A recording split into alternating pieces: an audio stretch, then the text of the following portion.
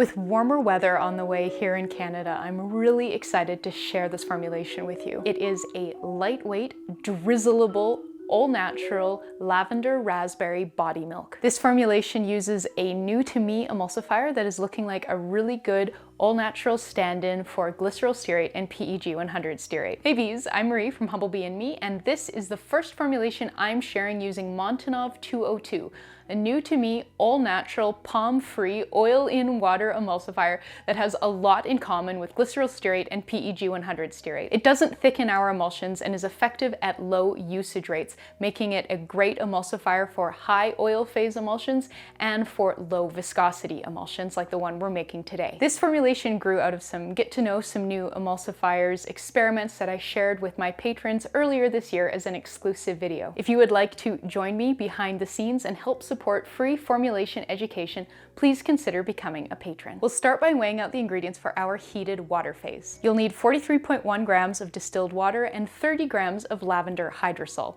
This is where our beautiful lavender scent comes from. 5 grams of vegetable glycerin and 2 grams of panthenol, also known as vitamin B5, help amp up the moisturizing and skin soothing properties of this formulation. And the last ingredient in our heated water phase is 1.5 grams of Geogard Ultra. This is our all-natural preservative. It's quite slow to dissolve, but thankfully it is heat stable, so we can include it in the heated water phase to speed up that dissolving. Up next, we'll weigh out our heated oil phase. You'll need just 2 grams of Montanov 202 to emulsify this formulation. There are several products in the Montanov line, so do make sure you are using Montanov 202. The inky for this ingredient is arachidyl alcohol, panthenol alcohol, and arachidyl glucoside. This emulsifier is made from rapeseed oil rather than palm oil. If you don't have Montanov 202, you could use glycerol stearate and PEG 100 stearate instead. 10 grams of lightweight, antioxidant-rich red raspberry seed oil is the star emollient of this formulation. This gorgeous bottle was a gift from Berry Beautiful, a small raspberry seed oil producer out of Washington State in the USA. I've also included 5 grams of Isoamyl Laurate, which is an ultra lightweight plant-derived ester, but you could definitely use more raspberry seed oil if you don't have it, or a different lightweight ester like cocoa caprolate. And the last ingredient in our heated oil phase is 0.1 grams of soft xanthan gum, which gives the formulation just a wee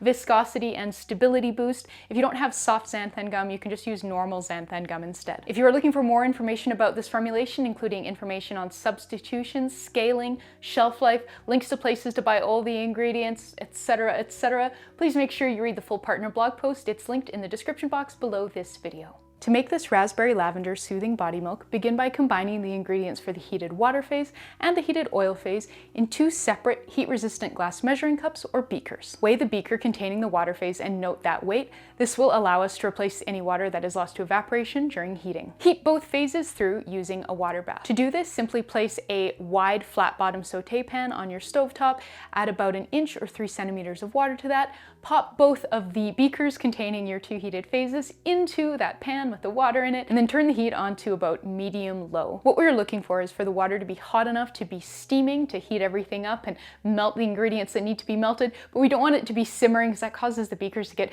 tossed around and is honestly just really annoying to listen to. It could also cause your beakers to knock into each other and chip, and we don't want that. Once the Montanov 202 has melted and the Geogard Ultra has dissolved, both phases will be about the same temperature and we are ready to continue. Remember that the xanthan gum isn't going to melt or dissolve in the oil phase, and that's totally okay. Remove your beakers from your water bath, weigh the water phase, and add just enough hot distilled water to bring the weight of the water phase back up to what it was before we heated it up. Pour the water phase into the oil phase, stir to combine, and then grab your immersion blender. Blend the emulsion for about 1 minute and then switch to hand stirring. Stir the emulsion diligently until it has gained some viscosity. Now, this emulsion isn't going to get very viscous at all, that's kind of the point, but it will get to the consistency of roughly unwhipped heavy cream. Once the emulsion has gained some viscosity, you can stir it less frequently and we can set to weighing out our cool down phase. The cool down phase for this formulation is really simple. You'll need just 0.3 grams of tocopherol and 1.5 grams of a 10% sodium hydroxide solution. The preservative we're using, Geogard Ultra, causes the pH of our formulations to drop quite a lot. So we're including a bit of a sodium hydroxide solution, and sodium hydroxide is a base, to raise the pH of our formulation to the 4.5 to 5 range. That said, if you have made any changes to this formulation, I'd recommend skipping the sodium hydroxide solution formulation at this point in time, and then testing the formulation or the exact thing that you have made and checking to see where the pH falls and then adjusting from there. Incorporate the cool down phase by adding a glug or two of the body milk to the dish containing your cool down phase, whisk to combine, and then transfer that back to the parent batch and stir. Before we can package up this body milk, we just need to check the pH to make sure that it's in a good place for our skin and for our preservative. We'll check the pH by creating a 10% solution by combining 2 grams of the body milk and 18 grams of distilled water in a small dish or beaker that you can dunk your pH meter into. I know it seems counterintuitive to dilute a formulation to check its pH, but surprisingly enough, this level of dilution doesn't meaningfully impact the pH reading. I've included links to learn more in the partner blog post, but this is something that you can test yourself.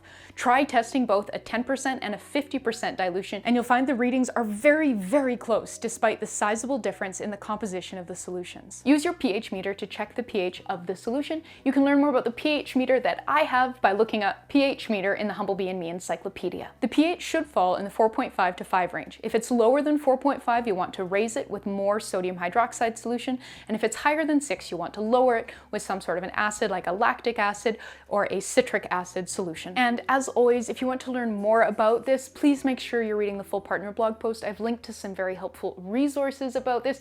I've written out all the instructions. There's a lot more there. Please check it out. Now that we know the pH is in a good place for our skin and for our preservative, it's time to package it up.